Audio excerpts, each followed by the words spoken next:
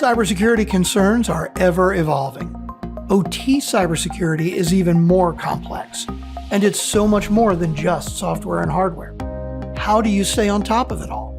Aaron Crow has over 25 years experience with cybersecurity. 15 of those years focused on operational technology across multiple industries, and he wants to help you. Welcome to the Protect OT Cybersecurity Podcast, brought to you by Industrial Defender. Now here's your host, Aaron Crow.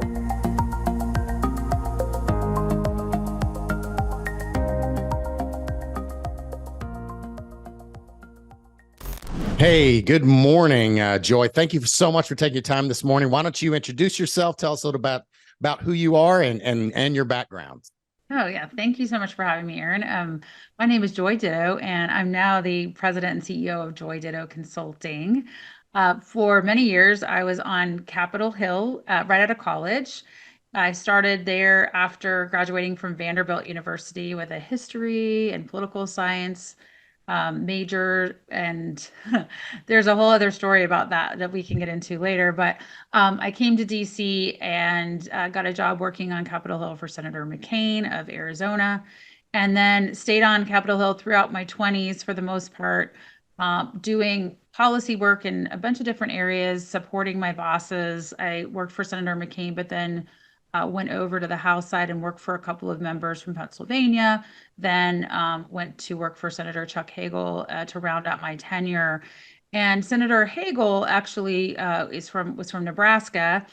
And Nebraska, as you may know, is the only state in the country that has all public power utilities. And so when I worked for him, I got to know the electric sector more. He was on the Senate Energy Committee at the time and was doing agriculture policy and environmental policy for him, and then really kind of dug into the electric sector work at that time. And that coincided with the Western electricity crisis. And so we were doing hearings on that crisis, and I got to really understand the electric sector, which was very intriguing to me. The complexity of it, the service of it, that essential service piece.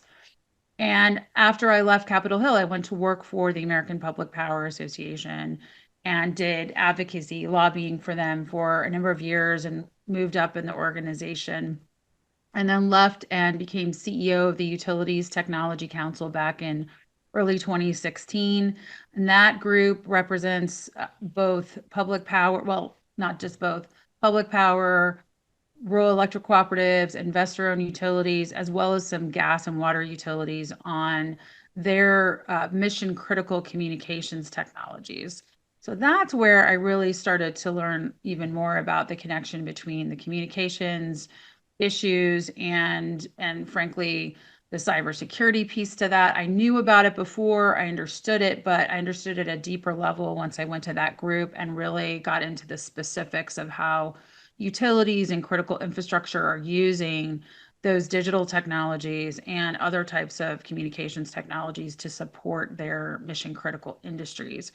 Then I went back was recruited back to come to APPA to be the CEO, starting in early 2020, was there for 3 years, and now have hung my own shingle just in the last couple of months and have my own consulting firm. So hopefully that helps give you some background.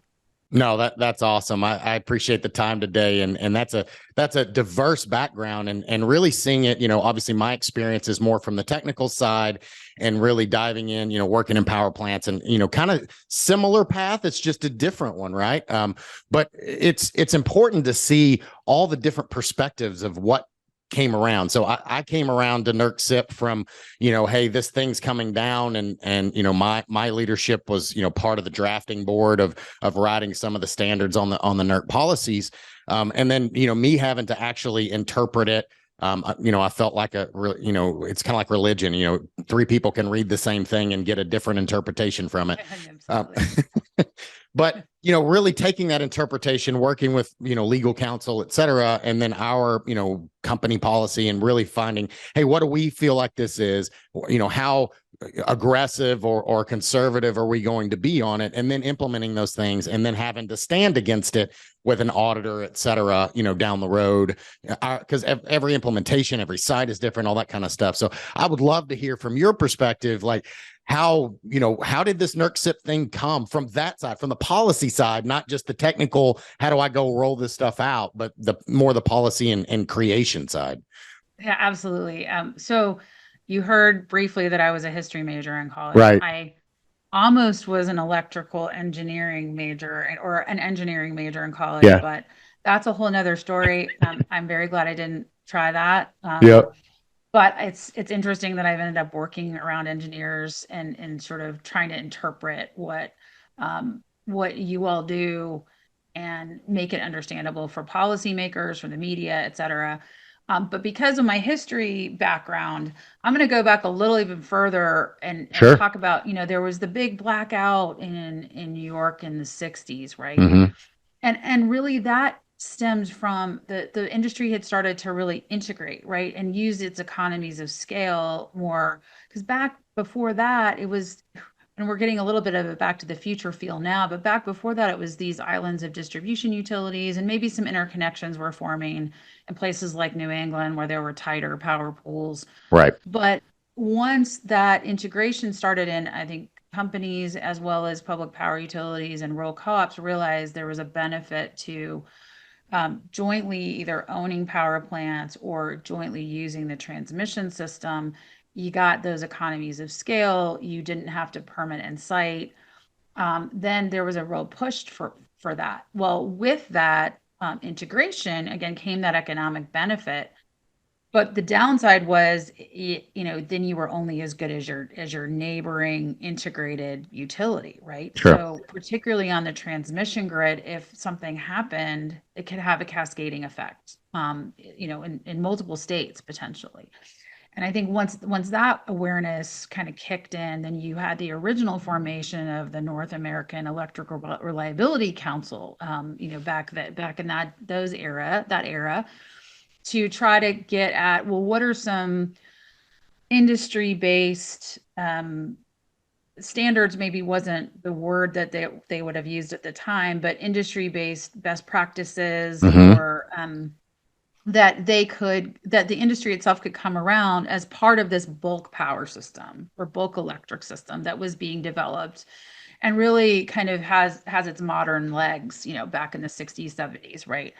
And how could the industry really link arms and work on that? And so that really was the inception of NERC in the first place. And it was a voluntary organization for those many decades.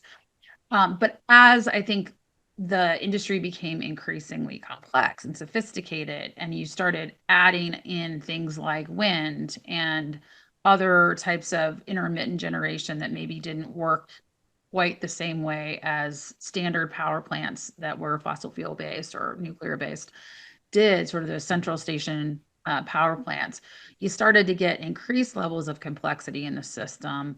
And then you started to sort of see maybe some outliers who were not maybe adhering to the industry best practices and, maybe needed a little bit more of a stick rather than a carrot. And the industry itself started to come together in the late 90s around, do we really need a federal backstop for electric reliability standards on the bulk power system, right? So those discussions actually started, in the late 90s, maybe even earlier than that. I came into those discussions in the early 2000s myself personally, understanding that there was this desire by the industry, or by most in the industry. I'm sure there were people who were detractors to come together around a reliability regime. Well, let me be clear.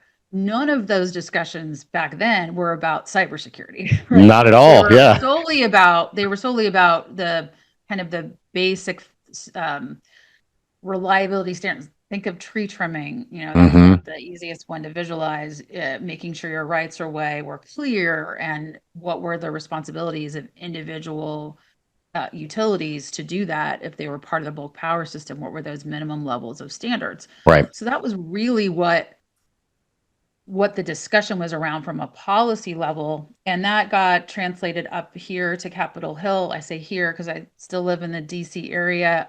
And that's again when I came into the picture in early 2001, when I started working at APPA, there was already a draft of what we call the reliability legislation. And what that really was intended to do was to create a mandatory reliability regime with NERC as the entity that managed it. But they would be called the Electric Reliability Organization, or the ERO.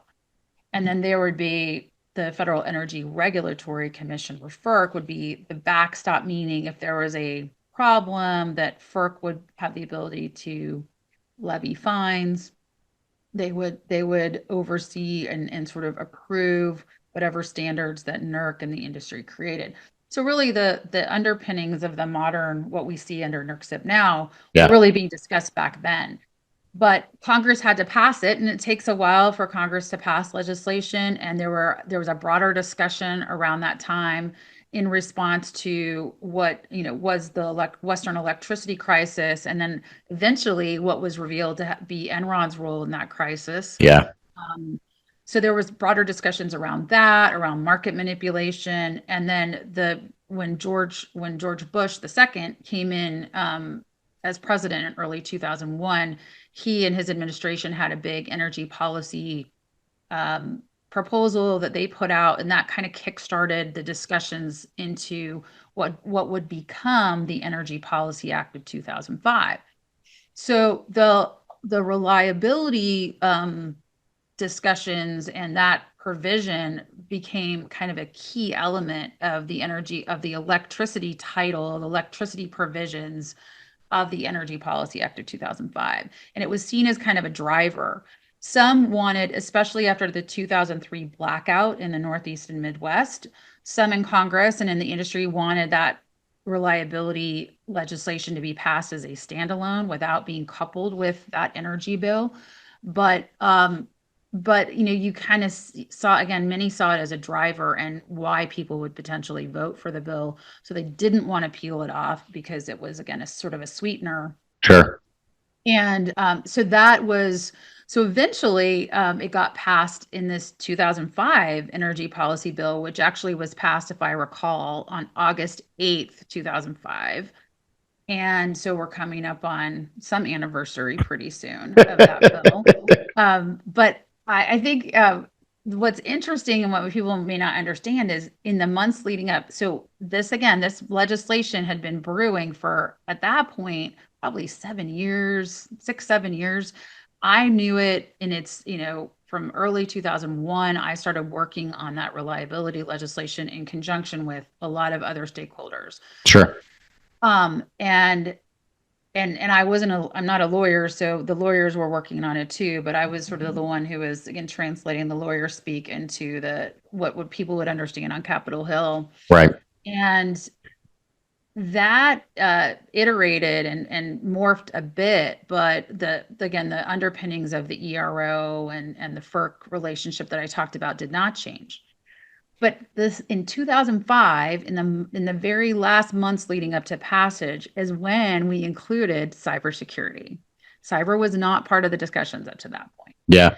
And I think it was because even then, there were probably some in the industry who understood how significant cyber would be. But most people really maybe didn't have a sense, and even policymakers weren't really focused on cyber all that much, even in 2005. And that's just almost blows your mind because you think about how many bills we see every, month almost introduced on cybersecurity, or how much discussion there is around it now. But even in 2005, it really wasn't top of mind. Yeah. So we put it in the industry itself, if I recall. Some people who they may see this and go, "Oh, I remember differently that it was Congress who put it in," but I want to say that it was the industry. I'm pretty sure I'm right that we said, let's put some cybersecurity language in. So that's how it happened. And then when Congress passed the Energy Policy Act of 2005, or EPACT 05, then it had to be implemented, and NERC became the ERO and became the North American Electric Reliability corporation rather than council. And it had about a year and a half or so to get all of that kind of stood up after passage of the legislation. So it didn't become fully up and running as the new ERO until 2007. And I can talk to you about some of the things that happened in that interim time if you want. Yeah, absolutely. I mean, it's interesting to see because it's funny. So as you mentioned it, it takes a while for a bill to get through into Congress, et cetera. I think back to the childhood song, what it takes to get a bill done, all that kind of stuff, right? Oh yeah. I'm just a bill from Schoolhouse Rock. That exactly. One. Yes. Yeah. But if you think about it, back in the early 90s or even early 2000s, cybersecurity, like you said, was definitely not top of mind, especially in OT. And part of that is because a lot of the systems, even back then were analog, and if they were digital, they may not be using, the same technologies that they are today. So, it's transitioned so much. And part of the reason why, and I've talked about it many times on this podcast, but part of the reason why the cyber stuff has gotten, it's behind the eight ball, compared to IT and OT is for the longest time, they didn't grab the same equipment that they had in IT, in OT. So it was proprietary, it was disconnected, it was air gapped. A lot of it was analog. If there was some digital component, it was really just like indication and alerting and things like that. But as they started saying, hey, we could do this, we could do that, they started grabbing these things off the shelf. And it's fortuitous that you guys put cyber in there because it was needed, even though most in the industry at the time, and I mean, we still fight this battle today in 2023 that people still think, well, my stuff is air gapped, or it's, I've never had a cyber incident in 40 years of me running this power plant. Why am I going to have it now? This is just a waste of time and money. You're making my job harder. So I think it's again, the fact that people are still today having that problem, and everybody that was working on it back in 2005 when it was passed had the insight to put that in then, with it just scratching the surface of cyber. I really started coming across it in that in that 2005 to 2010 timeframe. Before that, nobody talked about cyber and OT. Like it wasn't. OT wasn't even a term back then. It was control systems and plant network IT. There was IT, but there was never any OT. So definitely. What is that gap? What is that gap to get that cyber stuff in, and then to now where it's the NERC CIP standards that it is, and all of that? Like, definitely excited to hear about that. Well, I mean, I think that's interesting about OT because I actually really love that there is a name for operational technology now versus information technology, IT. Because I think it helps frame the difference, because there's a difference. And one of the things that we were challenged with, and when I say we, I mean the people who are advocating on behalf of the industry, mostly lobbyists, but and there was a group of us representing public power and the co-ops and the IOUs and the big independent power producers. We all joined together and locked arms on this particular or like on cybersecurity policy, because to your point, a lot of this stuff was in its infancy back in 2005, and even the government didn't really understand what they were dealing with. Maybe some in DoD did, but the people we were dealing with at FERC and DOE, I don't think there was a great understanding even then, and not because there weren't smart people there, but really understanding. And a Department of Homeland Security was really in its infancy, right? They weren't created until 2002. So you had that agency still getting stood up. So the fact that you're talking about, we're now talking about operational technology differently than information technology is a good thing, because it is different. And when we were first advocating around this topic, and I'll get to why we had to advocate in a second, we were explaining it that way, but we really didn't have the nomenclature you're talking about. So what happened in late 2006 was the Aurora vulnerability was tested at one of the DOE labs, right? And that was shown to have that there was some potential for someone who was remote to impact the operations of a utility, right? spin, I think, or something, the wrong way and Right. create now, even back then, there was some question about the validity of that test at the time. Would that really have been possible without some other things happening and tripping off, right? Having said that, though, the test itself was eventually released to CNN, by whom I don't know, but then Congress was up in arms about, well, could this really happen? Right. And some of the administration at the time was as well. And so we had to, as the industry, respond and say, sort of get our arms around, well, what were we doing? Well, we just passed this legislation, Yeah. right? That had an ERO, NERC 2.0, and we were in the middle of implementing it, right when that was happening, right when the Aurora vulnerability was, say that 5 times fast, right? The Aurora vulnerability was put in, was demonstrated, and so we were having to kind of be put back on our heels and say, well, wait a minute, we don't need more regulation, because there was a push by some to regulate us more, Right. so that they could prevent these vulnerabilities. And we said, well, we already have regulation, it just hasn't been fully implemented yet. Sure. So we were describing kind of some of the things that you were talking about, that not everything's digitized, B, there are air gaps, C, there's a difference between sort of the crown jewels of your most important operational technology. Again, we didn't talk about it, maybe not exact way, but what you're using to run the grid is different than what you're using for your corporate IT interface. Right. Well, come to find out, so we staved off additional regulation. And, some of it, obviously, many of these members of Congress were trying to do it to help, or in their mind, but what our concern was at the time is we put the reliability language, which became Section 215 of the Federal Power Act, right? We put Section 215 in a place as an industry so that we would have the technical expertise and the engineering expertise and all of the things that the industry itself understands deeply, that you just can't proxy in the government. Yeah.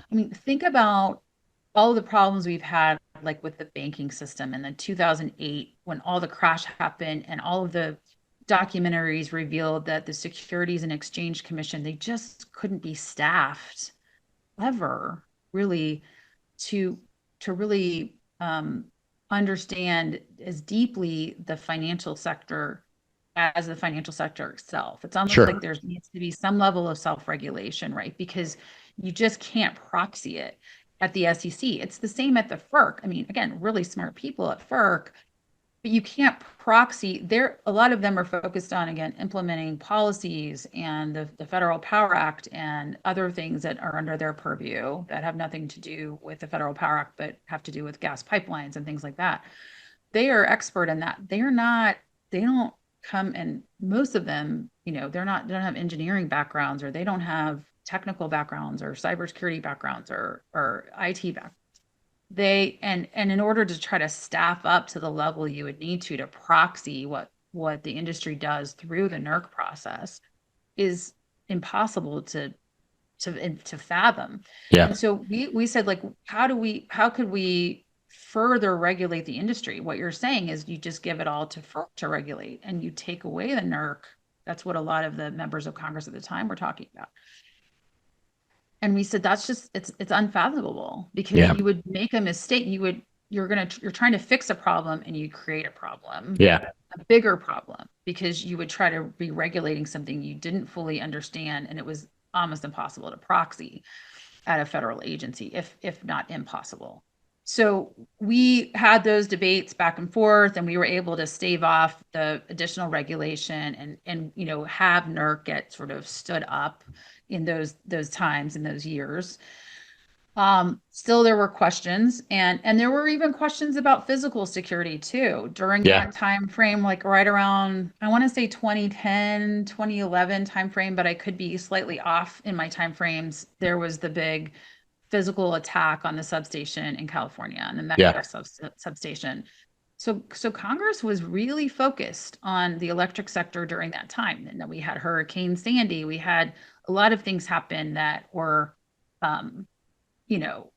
put a focus on our industry. And we kept going back and saying, look, some level of regulation is fine. And we actually came forward with it. And we have NERC, and now it's been stood up, and we're working through some of these regulations. And at the time, after a few years, FERC has the capability of directing NERC to do a regulation, right? At Sure. the time, like around 2010, 2011, they had not used that authority. But we said, look, if FERC, or if someone in the federal government thinks NERC is not appropriately focused on a particular area, whether it be physical security or cybersecurity, FERC can direct them to do it. And they have since used that, capability, and we hope they don't overuse it. But that is something that they can do, and they can say, NERC, you really need to look at this, or you really need to prioritize this. So again, is all this regulatory regime perfect? No, I mean, it's not, and regulation is not something, and compliance is difficult, and it can be cumbersome. But it's, in my mind, much better that the industry came together around it and decided that we needed it in the first place, and that we are able to input into the process a level of technical expertise and a level of understanding of the way the electric sector operates that you just couldn't proxy from a regular regulator. Yeah. And that model has, I think, benefited us also to stave off kind of additional regulation. Not that we're immune to it. There's some that's coming down the pike, but there's always going to be discussions, but it helps us argue against over-regulating us in this space. So, and I don't know if I answered your question. No, absolutely. It's a happy balance, and coming from a consulting background as well, working in multiple critical infrastructures, not just power utility. You see a difference in the maturity level of the power generation or just the electric sector versus those other critical infrastructures, right? And I would argue, and I think it'd be hard to argue against that. That is because of NERC and FERC and the regulation that has forced the industry to do something, to do more than the bare minimum. They're light years is behind IT as OT still is, and behind the eight ball as a cybersecurity person coming to a power plant. They want to pull their hair out because they've got Windows XP and they're not patching everything, and there's all these vulnerabilities that an IT cybersecurity person's going to see, but they're light years ahead of a lot of the others. Maritime rail, critical manufacturing, all the 16 sectors of critical infrastructure.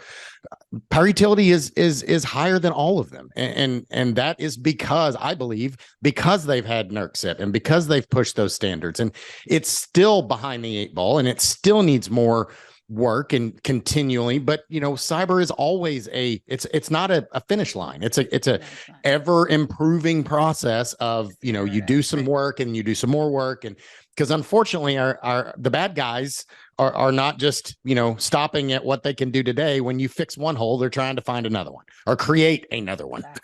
Exactly. And that's a really good point you just brought up about what was even envisioned back 20 plus years ago, is that iterative process, right? The iterative nature of really even before there was a discussion about cyber, there was even a discussion about that in terms of how the electric grid is is itself iterative sometimes, because you'll have an asset that you'll take something offline, you'll take a generation facility offline, and then you're reconfiguring, the electrons are moving differently on the system at that point, right? And so what used to be, a very critical asset becomes less critical, from a transmission standpoint.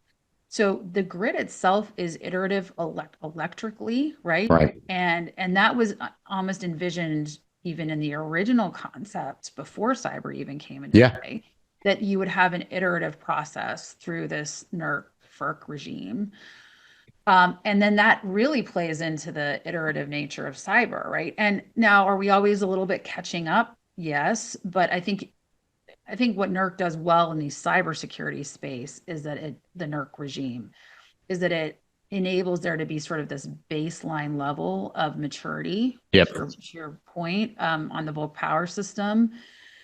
And then if utilities want to do even more beyond that, beyond the standards, they should and will, right? Or if they need to protect certain assets even more than is envisioned in the bulk power system regime, they can and should. So, and again, the iterative nature of even those baseline standards, given the changing nature of cyber and of the digital components, is, I think, really brilliant. And again, I think, I don't know, maybe we're farther ahead for two reasons, both because the electric grid is organic, in some Right. ways, and then maybe also because we started linking arms as an industry so long ago, when we started to realize these economies of scale, we're willing to work with each other. Yeah. And because we don't compete with each other maybe as directly as an industry as some of our colleagues do. So it's a little harder for them because they're just used to kind of being at odds, or there's some intellectual, property that they want to protect, or there's antitrust concerns. I mean, there's a number of reasons maybe why some of the other industries aren't as far along.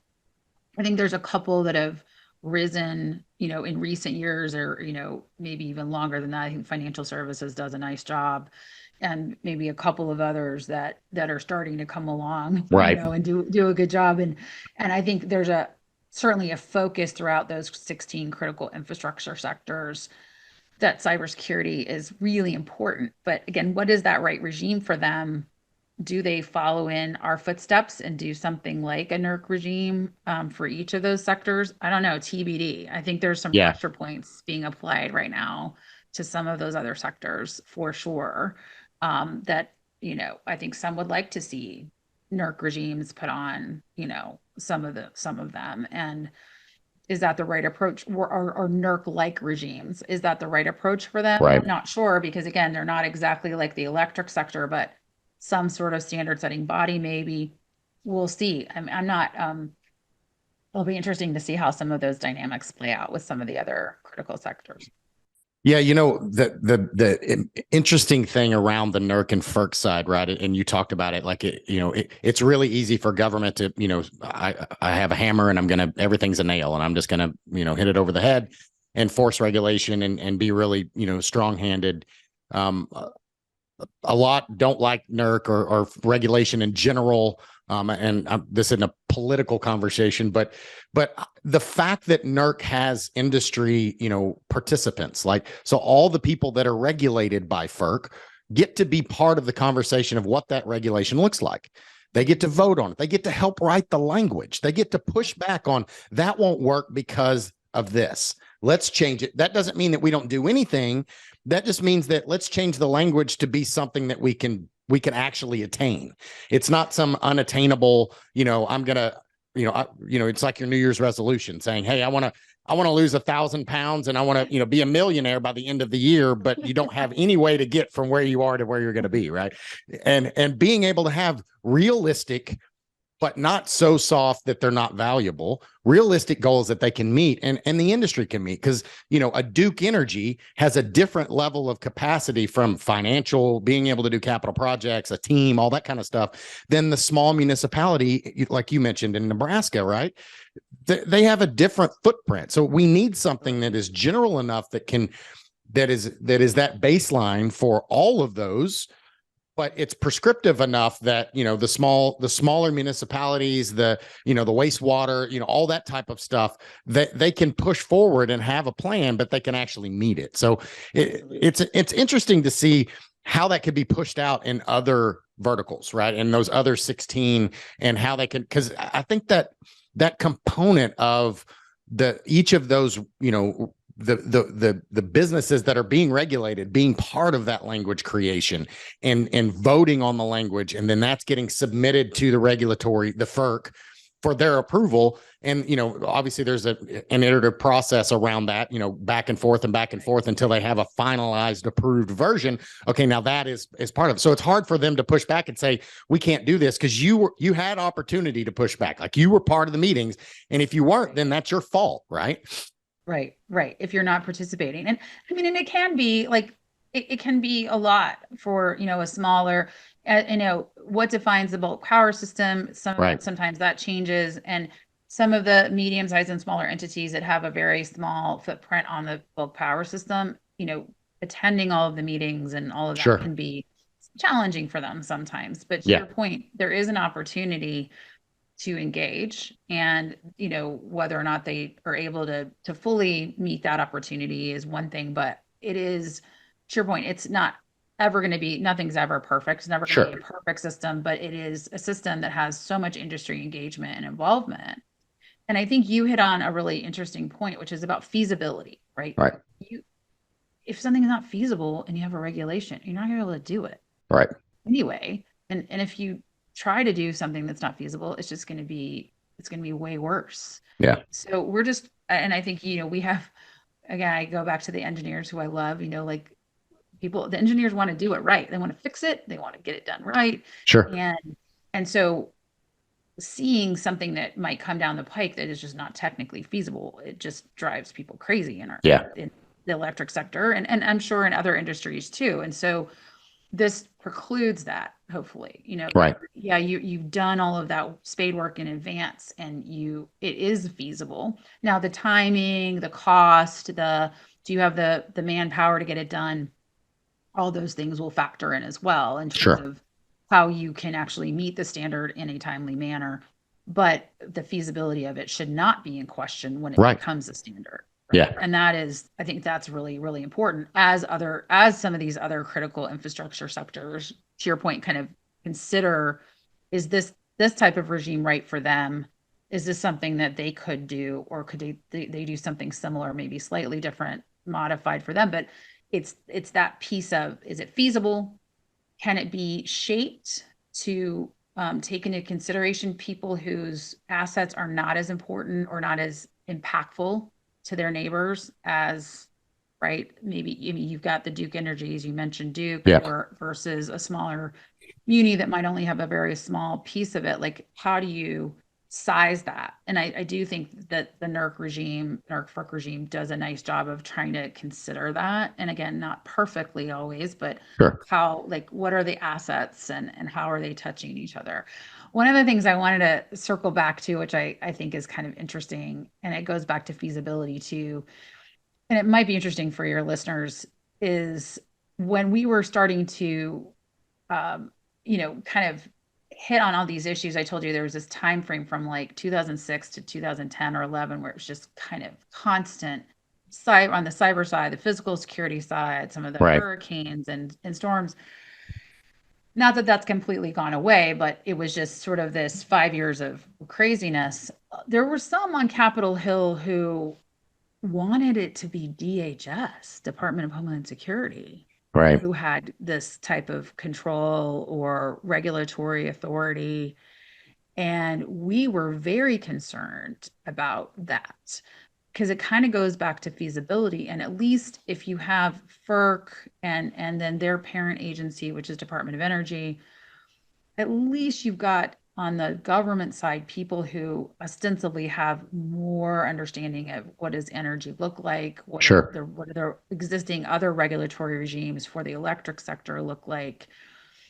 So we were really having to kind of fight a fight that was an interesting one about, okay, who are our government partners? Who should they be? And certainly, if we're going to do more regulation, it shouldn't go to DHS. Not that they're not, they've stood themselves up. I think they're a much more sophisticated agency than they were, obviously, in their infancy. But they're generalists. And they are looking at all of these sectors and trying to kind of understand how those things kind of weave together, and that's a good thing. But I think we figured out, at least in our sector, that we need at least people on the government side who have a more specific understanding of the electric sector. And so that was kind of another interesting conversation. And we still see some of those conversations going on Capitol Hill. And we've seen some regulation and some proposals come down the pike, for example, about incident reporting, cyber incident reporting, where really a broad brush is being painted kind of across critical infrastructure sectors. And that's not necessarily great. So I just wanted to touch on that as well, which maybe I'm the only one who finds these things fascinating, but maybe your listeners. No, I do too. I mean, it's no different than, if you're hiring a general contractor versus, a plumber. A general contractor can fix basic things and, they can do a lot. They're very talented and maybe they can fix some plumbing problems. But when you have a very specific, unique issue that you need, you're probably going to hire a plumber because you need that he's got the special tools. He has the understanding of your plumbing system, et cetera, where it's not just changing a faucet. It's, it's an actual deep level system or an issue. So you want to bring in that specialist, somebody that has that industry knowledge and that expertise. So that's where the DOE comes in. Like they understand, they have electrical engineers working for them.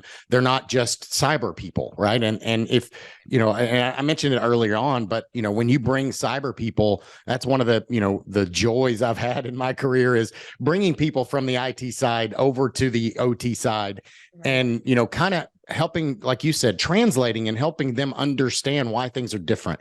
How is OT? And it's, it's 2023. Everybody's heard of OT. Everybody has heard of OT, right? But still people are not sure, like, what is it? Like, why is it different? And I'm continually having that conversation with people from the CISO, the C-suite level, all the way down to, engineering and, really specific, the SOC analysts or, the cyber architects or technical architects in the wherever they sit in the organization, but really helping them to understand why it's different. And without somebody with the knowledge that I have and that plant and OT understanding, being part of that. And so it's bigger than just the federal, like even at a company, you need to understand why OT is different. And I can't just take an IT policy and push it down to OT because it just doesn't work. And if it doesn't work on that micro scale, it's definitely not going to work on the nationwide scale. That's so true. That's a great point. And I do think, again, we're going back to the word iterative. The education, it just never ends. Yeah. I mean, it never ends because we've gotten so in our society in general, we're so complex. And then we are also so kind of siloed into our very specific areas, right? Which is fine because we have become so expert in these very, very specific technical areas, but we have to sometimes bigger picture it for people who aren't doing that day to day. And the whole, I think, conversation about IT OT convergence can be confusing to policymakers and to even decision makers at utilities, because what we really mean by that is that the people are talking to each other and maybe are sometimes in the same department, but the actual technical elements of IT versus OT aren't necessarily converging. Because people, I think IT OT convergence, oh, that means the internet's coming into the OT environment? Right. No. It's not what we're talking about. Right. And so it's the expertise, it's the how do we understand each other better, or how do we actually separate those two better? How do we air gap if that's our decision to go for it? Like that we need to do more in that space. Like there's some of the nomenclature we use, some of the definitions we use can be confusing. If you're not in the know, right? Yeah. If you're not in the middle of it. And so that translation is so important. So I'm glad you're doing it. I'm glad you're doing it on this podcast. And, I'll keep doing it in my areas where people will listen to me too. I mean, and because I'm not technical, I'm certainly, sometimes people are probably like, well, that's not exactly right. That's 90% right, Joy. That what you're saying is like not 100% right. Sure. Does it matter? Right. When I'm talking to policymakers, as long as it's like pretty close to being right, because if I make it 100% right, I'm going to have to write a 4-page treatise, right? Rather than say it in 5 sentences. Yeah. And so you lose people when you're making it so accurate that it's technically accurate when you're talking to policymakers. So that's another thing that I think becomes challenging in this arena, in the cyber arena, but just in general in our industry, is being able to say something that's generally correct, right? In order to educate Right. people who are either making decisions or who are policymakers, and having our friends who are technical not have their heads blow up because Right. Well, and it's super. So, I've spent time on Capitol Hill, just, trying to speak with congressmen and senators and really, get that message out there again. But I think it's important, maybe take a moment and really just, the 30-second, conversation. But if you think about a congressman, a senator, they have all of these topics, and cybersecurity, homeland security, manufacturing, all these different things. There's no way one person could be an expert in all those things. So they have representatives that work for them that go find out information and bring them the synopsis of, this is what we found out about that thing. Because most of my congressmen, I've met many of them, they're not cybersecurity experts. They don't know A from B, much less how, but they're the ones responsible to write the policies, right? But so talk a little bit about how that happens and how you get that message. And it doesn't have to be 100%, because right now they're at 0%. We're trying to get them north of zero. Well educated. Exactly. Well, that's, guys, there's a lot there, a lot in that question.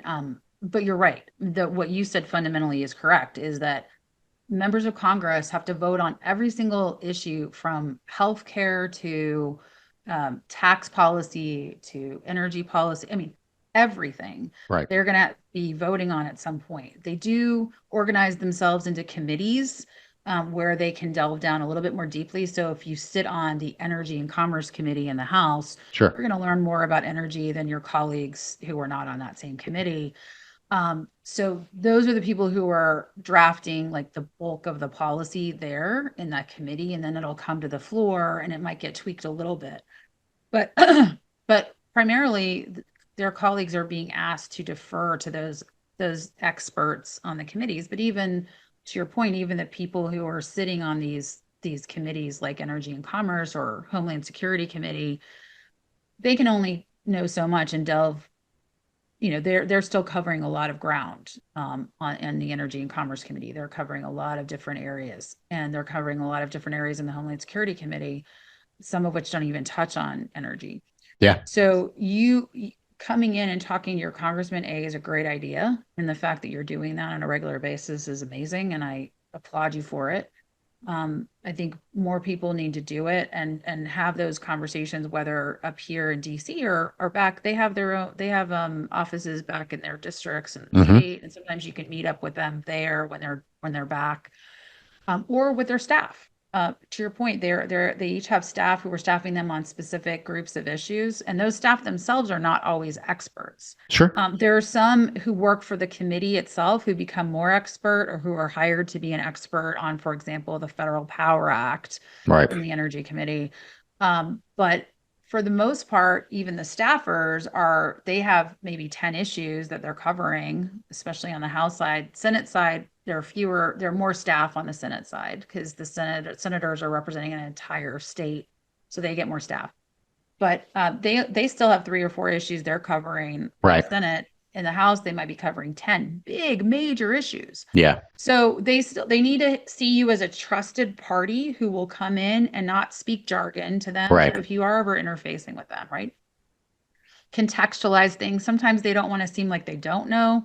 So I usually kind of just give a little bit of a 5-minute, here's the context, reminder of who the players are in the industry, leaving really good materials around just definitions of acronyms and just other definitions of industry definitions, industry players, having sort of some of those 2-pagers handy, or that they can go online and look at. Sure. I think really helpful, just contextualizing and reminding, because even if they know more, they're pinging, they might have been in a meeting right before your meeting where they were talking healthcare policy. Right. And just like helping them kind of swivel back into, oh, right, that's right. Okay, yeah. Oh, yeah, I have heard that. Okay.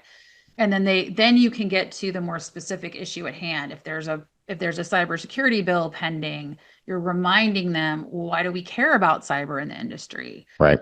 There are so many misconceptions about, I think many people, not just people on Capitol Hill, think that the electric grid operates like the communications grid does. Right. There's a wireless component, Right. which there isn't.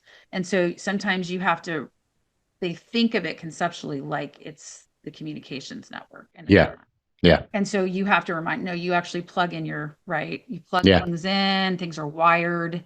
It's different. It's, 24/7, electrons move around. It's, we have to balance the grid all the time.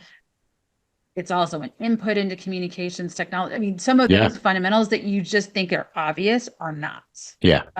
And they're not obvious to anyone, Right. much less members of Congress and their staff. And so taking 5 minutes to kind of boom, punchy those points is what I find that effective when I'm talking to not just policymakers, but think of other people maybe in your sphere, in the corporate environment, maybe, or a board member of a utility or a media, someone in the media, just giving them some background before you talk about hurricane response or something, right. Just reminding them that they don't always know how our industry works, right?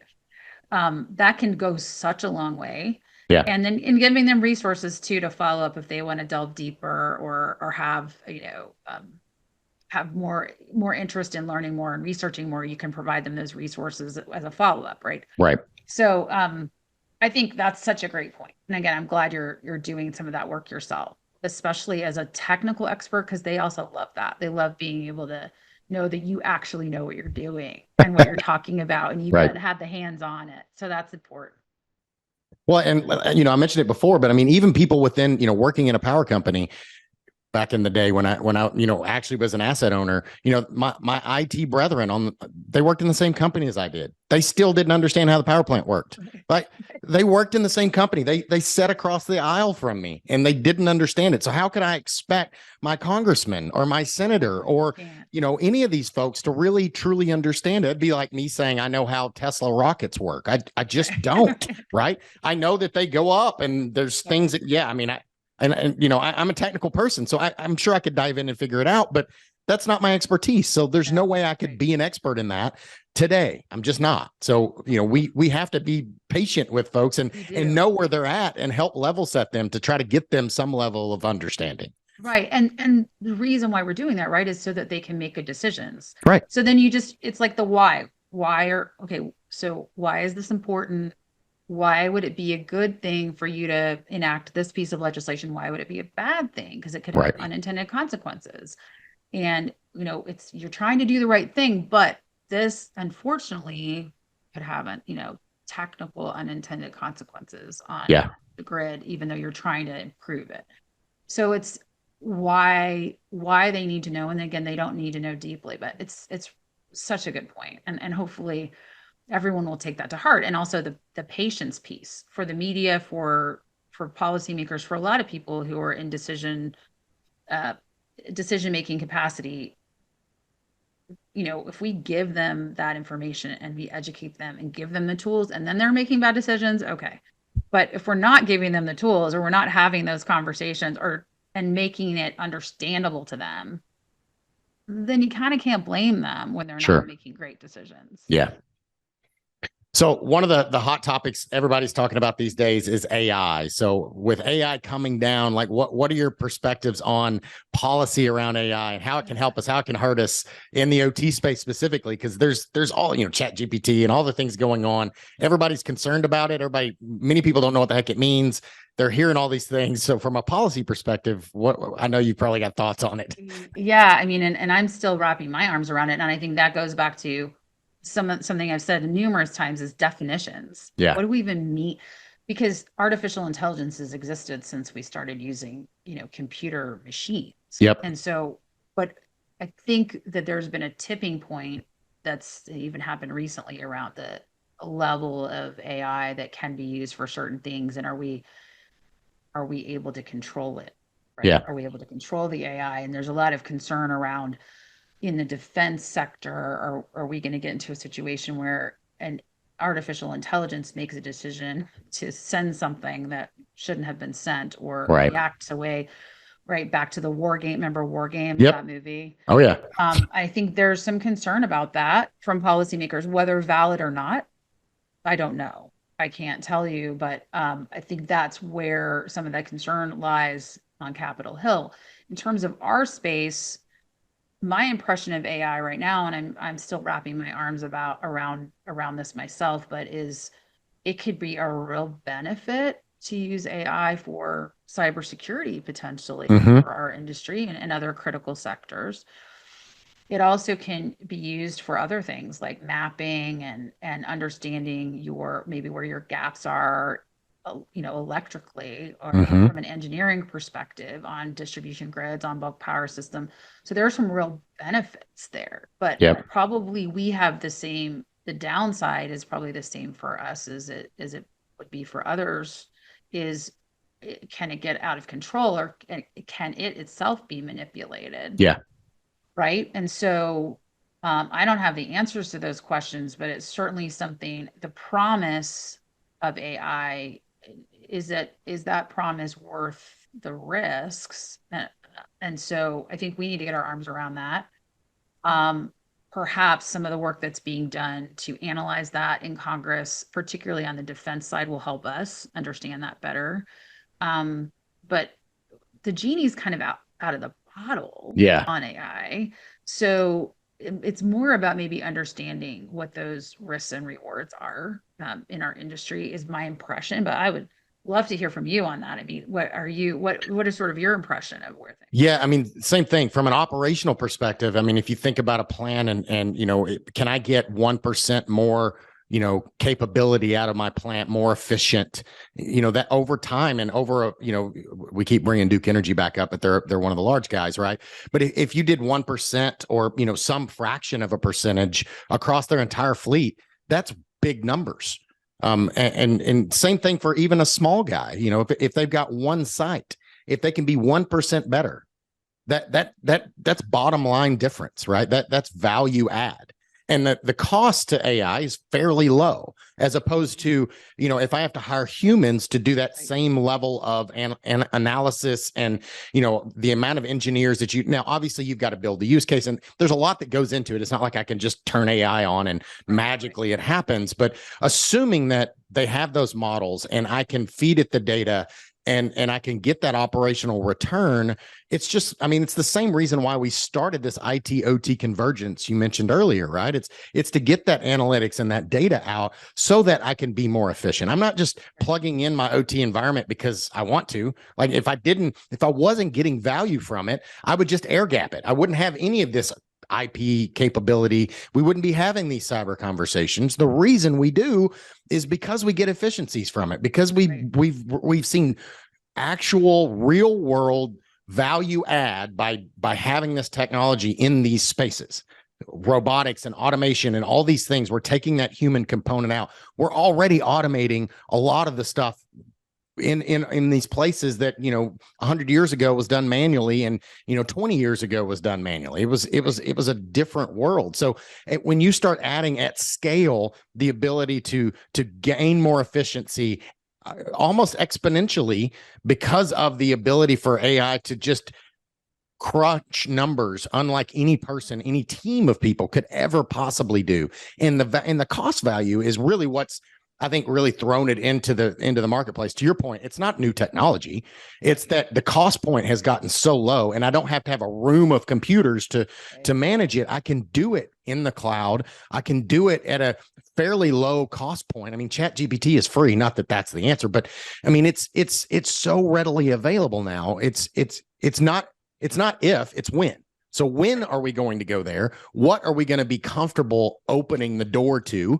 And what are the from a regulation perspective, what are the stop gaps and what are the checks and balances that we're going to put in place to validate the data that's coming in, making sure that it doesn't run out a process that I'm not comfortable with? Because that's the difference in an OT world versus, my accounting environment.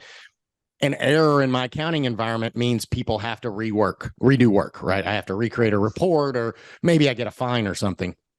But in operational space, the difference between IT and OT, lives could be lost. If you're talking about a ship or in military, or in a power plant, like equipment can be damaged and the grid could go down. People could lose their lives. I mean, there's a domino effect of bringing technologies in and having these capabilities.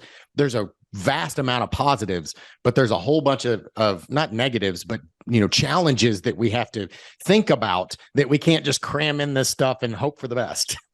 Well, and I think that goes to actually some of the broader conversations around, as we have integrated intermittent generation and we are doing different things at the distribution grid level with EVs and all of the things that put stress on the system. Yep. We've used digital technology to manage the stress on the system. Sure. And also to create efficiency, to your further point. But it creates complexity and a level of granularity that we now need on the system in order to do these things that are helpful in many, many ways. But it's also starting to come back to roost on some of the reliability elements that we were so used to having, really high levels of reliability, and understanding that and being able to manage it. That is starting to come into question. So is more technology what's needed? I mean, we've created more technology to answer some of those questions, to give us more types of resources we can use that are in some ways, in some cases cleaner. Yep. Create, additional sort of democratization of the grid, allowing, people to understand their energy usage better, to interact maybe in some cases with the grid at some point. And that's good. But it does present challenges, and maybe AI is the answer to some of those challenges. Maybe it's creating additional challenges, I think, to your point. But again, I think it's already doing some really positive work in mapping and other areas of our industry that is helpful. And because of the workforce issue you're talking about, there's been this challenge in the workforce for a while, and COVID obviously accelerated some of the challenge that we knew was coming with the baby boomers retiring. So can it fill some of those gaps that we're seeing with workforce? Maybe. I mean, so again, it's kind of this, is it, as is everything, is anything a silver bullet? Is anything you know what I mean? Is there anything in our lives that is perfectly awesome? No, there's always going to be pros and cons, right? And so I think AI is another one of those where it could really have some major promise, but there's going to be some downsides. And what do those look like? Can we manage them and still be successful, and utilize it for the good things it could do? I've heard of AI kind of in the cybersecurity defense space as being a game changer, and again, not having to have so much manual eyes on that space, which really could be helpful from taking the price point down and help us address some of that iterative nature, right? But is that promise going to bring other things to bear that we haven't thought of? I don't know. It's just I think these are interesting things to have on our radar screen, and how we respond to them as an industry is TBD, but certainly there could be some interesting things happening on Capitol Hill too, and we'll see how they tackle it. Right. All right. So that leads us into the wrap up question of the next 5 to 10 years. What's something that's maybe exciting you see coming up over the horizon, and maybe concerning? And it may be the same answer, just from a different lens. So and honestly, I think AI is one, like we just talked about it. So that clearly is a real opportunity and potentially a real challenge. And we'll see what policymakers, how they kind of view this over the next, I think it's going to really heat up over the next couple of years, and how they may want to regulate it or address it. But also, I honestly think as we continue to go down the path of clean energy, there's so much promise in nuclear. And I know that's a kind of a left fielder, but I'm a big fan.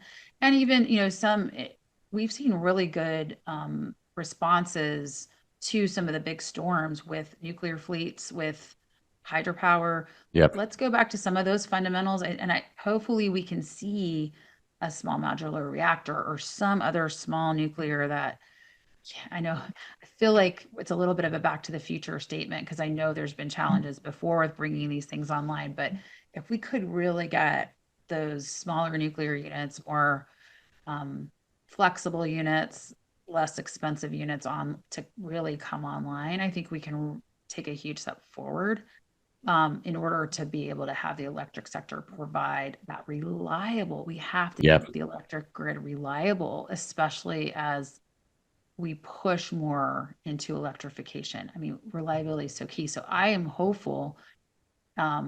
It's going to be a challenge, but it's an opportunity if we can Sure. get some of these very highly reliable fuel sources really viable.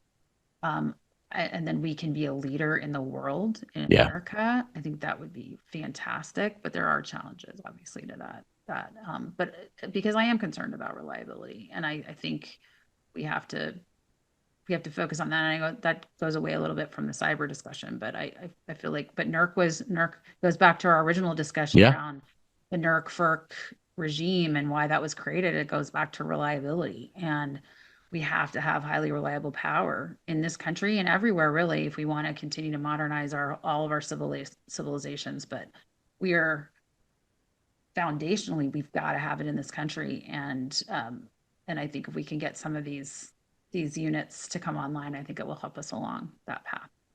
Yeah, absolutely. I mean, you see, we have multiple examples in the not so, distant past where, power is lost, and very short time, we're a third world country. I mean, you look at Katrina and New Orleans, and just recently in North Carolina when the substations were taken out, and you nothing works. You can't get gas. You can't, all the food system shuts down because there's no refrigeration.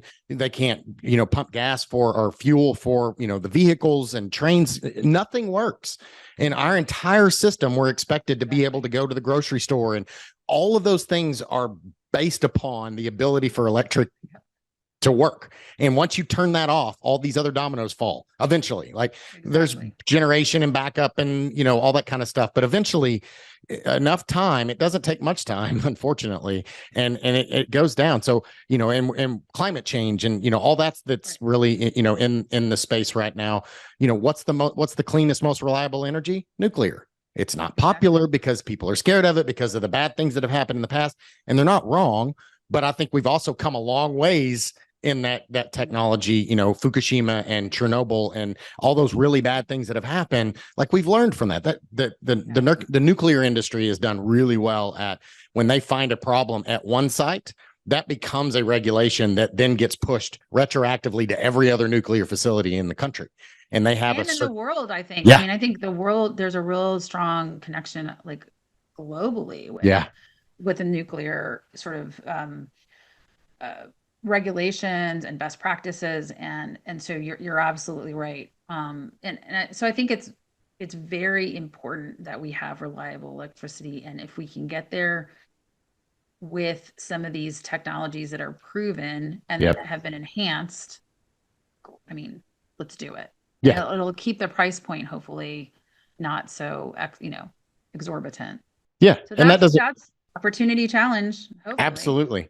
None of these problems are easy. One mentor told me a long time ago, if it was easy, anybody could do it. Right. So obviously these problems are not easy problems, but that's why, we need smart people, and on all sides of the aisles, like we talked in the beginning, we need technical people and we need policy people and we need the whole team to be able to understand all the perspectives to be able to push this thing forward. If it was just technical people, it wouldn't work either. Right. Because I would design something that you guys would be like, no, we're not going to do that. Well, I mean, there's also the communications to customers, and like you have to be able to, have people who want to, who aren't introvert, who are extroverts, who want to, go talk to customers. There's a room for everyone, right? Exactly. I mean, even with AI and with some of the technology, you still have to have smart people. Yeah. And you have to have, frankly, more people who have different sets of skills because of the level of granularity and complexity that's come into play. There wasn't such thing as a cybersecurity professional, probably 20 years ago, 25 years ago. And that that's just probably one of the hottest, job markets the world. So even though we see maybe danger in deploying AI and maybe cutting jobs out from people, maybe there's going to be a positive there too. Sure. Professionals who come into play. But you're right. We need a diversity of people in our industry to be able to manage these challenges. Yeah. And I'm so glad to be able to talk to you today. I think it's been such a fun conversation. Thanks for having me on. Absolutely, Joy. So tell people how to get a hold of you and any call to action you have for the audience. So I just started my consulting biz, and I'm joy@joydittoconsulting.com. My website's still in development, but you can certainly reach me via email that way, or via my phone, 703-861-6361, old fashioned. You can give me a text, or on LinkedIn. So either one of those three options, and I'll get my website done pretty soon here as well. Awesome, Joy. Thank you so much for your time today. I love this conversation. I think it's super powerful for people to understand all the different perspectives of things that are cyber. And it's not just, configuring a firewall or installing some product. It's all the different things that it takes to be successful in this space. Thank you so much. Thank you, Joy. Thanks for listening to the Protect OT Cybersecurity Podcast. If you got some valuable information from today's show, please subscribe, rate, and review the show on Apple Podcasts, Spotify, or wherever you get your podcasts. To learn more about Aaron and to get your free copy of the OT Cybersecurity Solution Buyer's Guide, go to industrialdefender.com. That's industrialdefender.com, or you can click the link in the show notes.